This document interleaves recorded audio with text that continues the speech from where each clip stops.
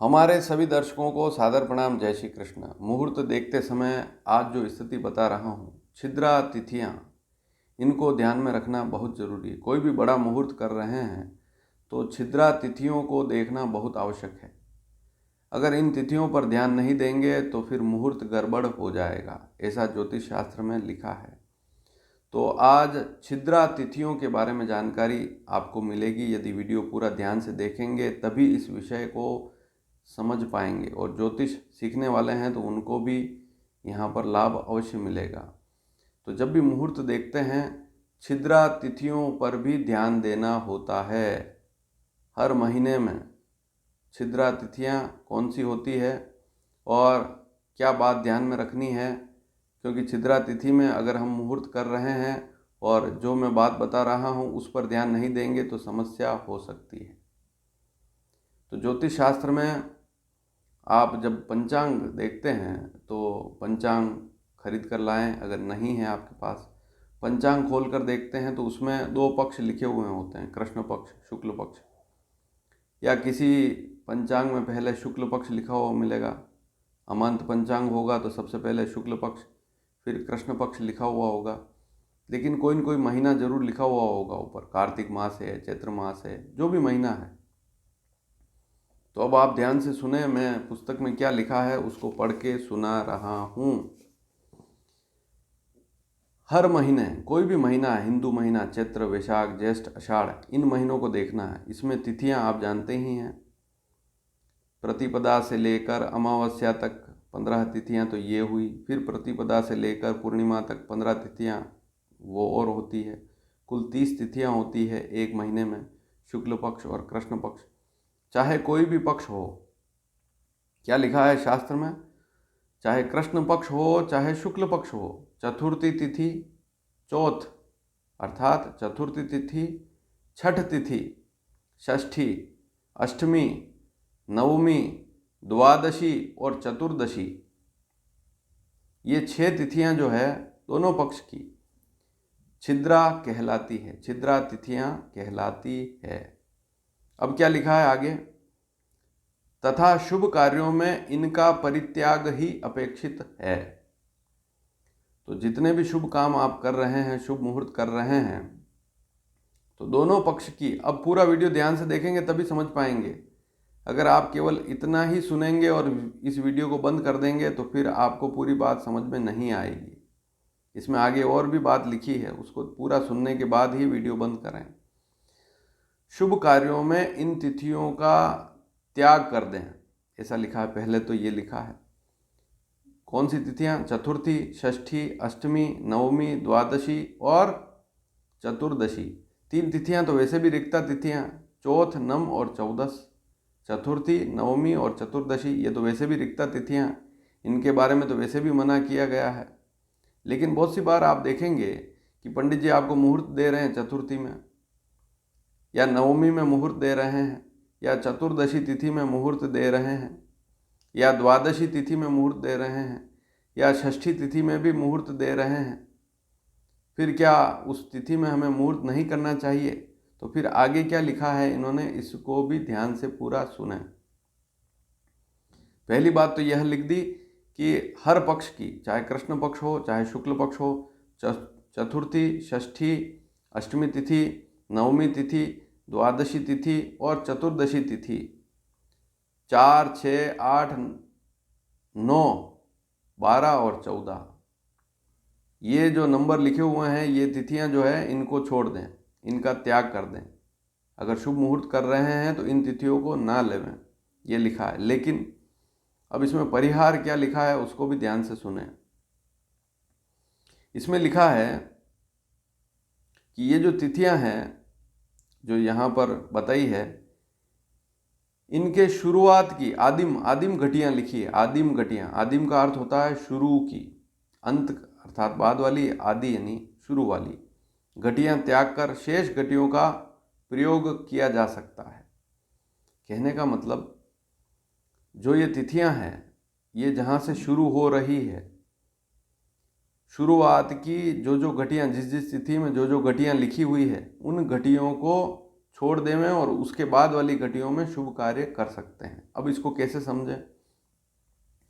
सबसे पहले तो आप यह नोट करें कौन कौन सी घटियां लिखी गई है। जैसे चतुर्थी तिथि है, दोनों पक्ष की चतुर्थी तिथि कहीं भी है तो वहाँ पर लिखा है कि शुरुआत की आदिम आदिम अर्थात आदि शुरुआत वाली।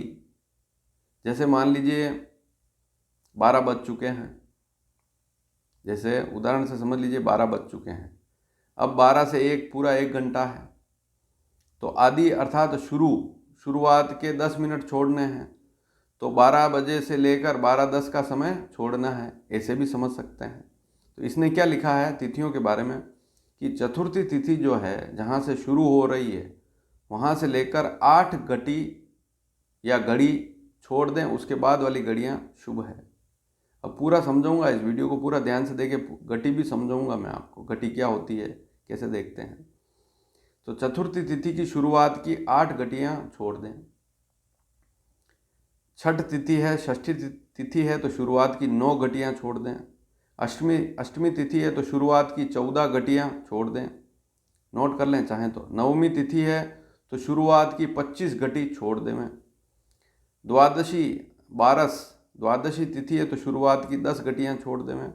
और चतुर्दशी तिथि है तो शुरुआत की 5 घटी, प्रारंभिक शुरुआत की 5 घटियां छोड़ देवें, बाद वाली घटियां या समय जो है शुभ रहेगा।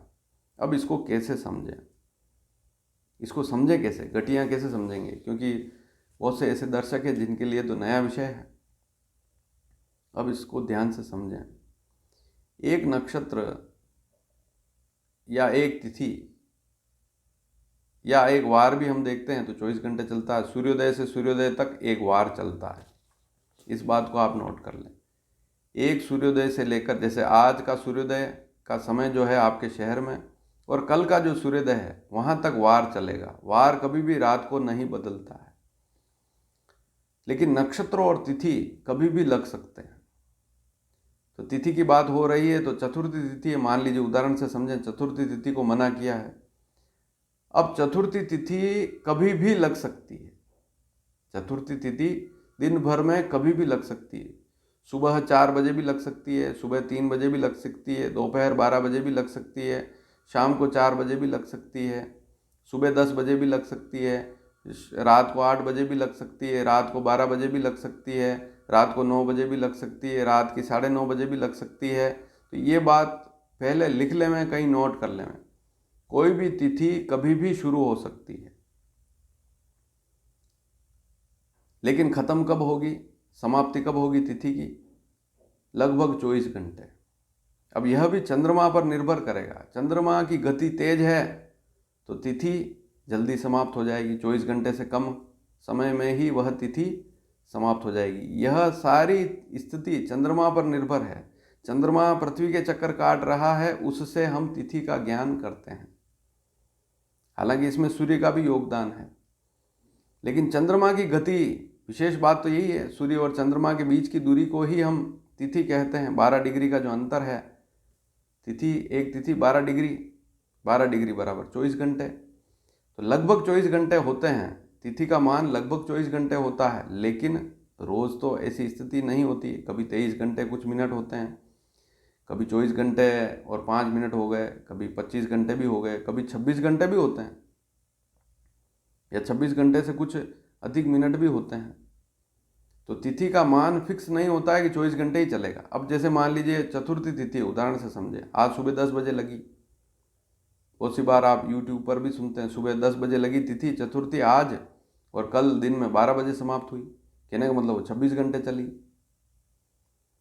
अब यहाँ पर समझाने जो लेखक पुस्तक को लिख रहा है या शास्त्र जो बता रहा है वो 60 घटी पर आधारित है।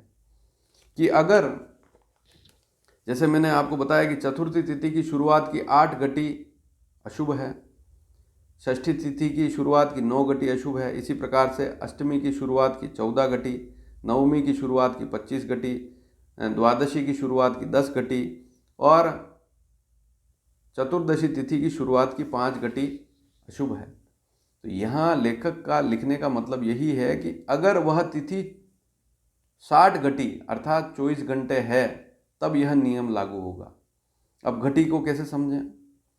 जैसे दिन भर में आप यह तो समझते हैं कि 24 घंटे होते हैं।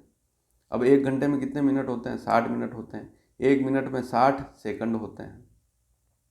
लेकिन ज्योतिष शास्त्र में इसको अलग ढंग से लिखते हैं। 24 को अगर 2.5 से गुणा करेंगे, 2.5 से गुणा करेंगे, 2.5 अर्थात 2.5। वैसे गणित में इसको जो अगर अंशों में देखें तो कैसे लिखते हैं? 2 घंटे 30 मिनट। 2.5 को कैसे लिखते हैं? 2 घंटे 30 मिनट लिखते हैं। 2 घंटे 50 मिनट कभी नहीं लिखते हैं।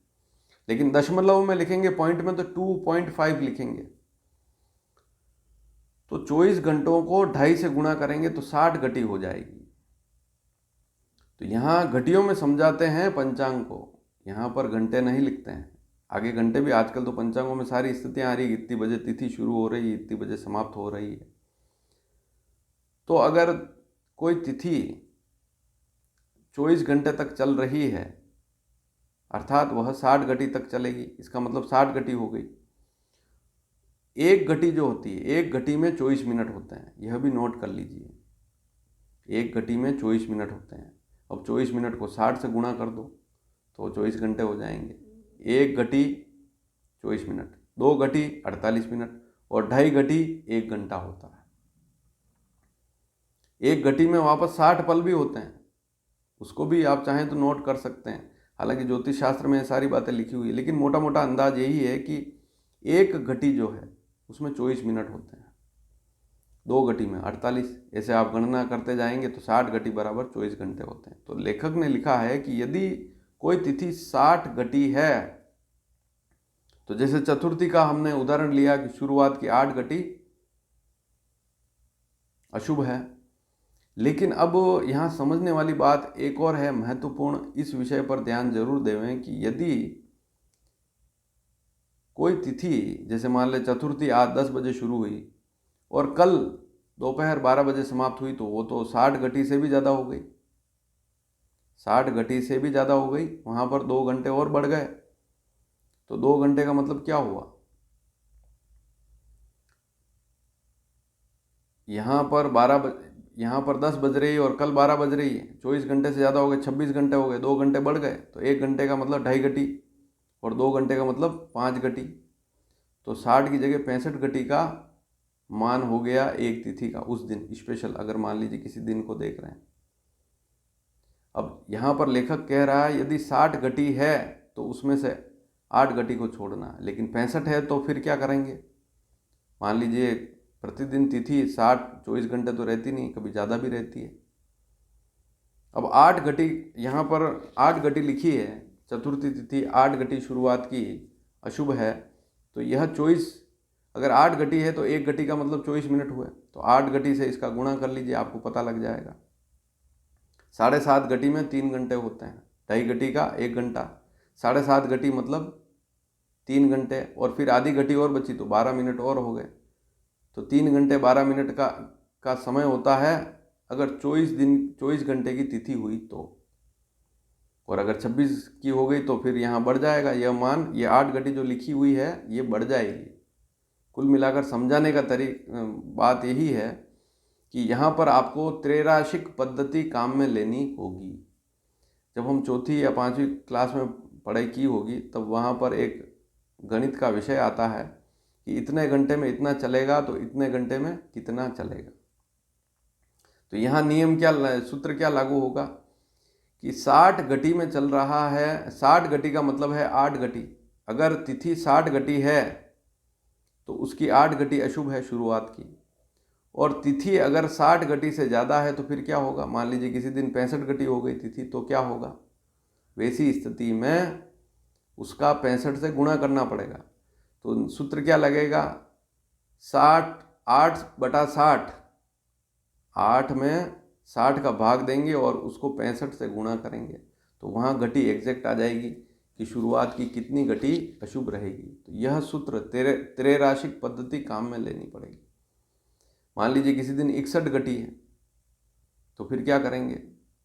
इसने सूत्र भी दिया, इसने एक उदाहरण से समझाया है कि एक दिन इसमें 61 घटी है तो फिर क्या करेंगे? तो इसने 8 में 60 का भाग दिया और फिर गुणा 61 से कर लिया, तो 8 घटी 8 पल उत्तर आ गया। तो तिथि जितनी बड़ी होगी, ये जो 8 घटी शुरुआत की है ये बढ़ जाएगी, 9 घटी भी हो सकती है, 8.5 घटी भी हो सकती है।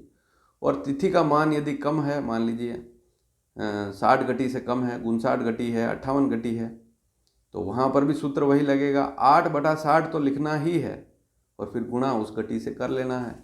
तो शुरुआत की उतनी घटियाँ छोड़ कर ही फिर शुभ मुहूर्त करने पड़ेंगे। तो छिद्रा तिथियों को भी ध्यान से देखना पड़ेगा। बहुत से ऐसे पंचांगकार हैं जो मुहूर्त निकालते समय इन बातों पर भी ध्यान देते हैं और उसके बाद ही पंचांग में मुहूर्त लिखते हैं। तो छोटी छोटी बातों को समझना बहुत ज़रूरी है। और ये त्रैराशिक विधि जो है, ये चौथी पाँचवीं में आप भी पढ़े होंगे गणित में, इसको काम में लेंगे तो गणना और ज़्यादा सटीक हो जाएगी।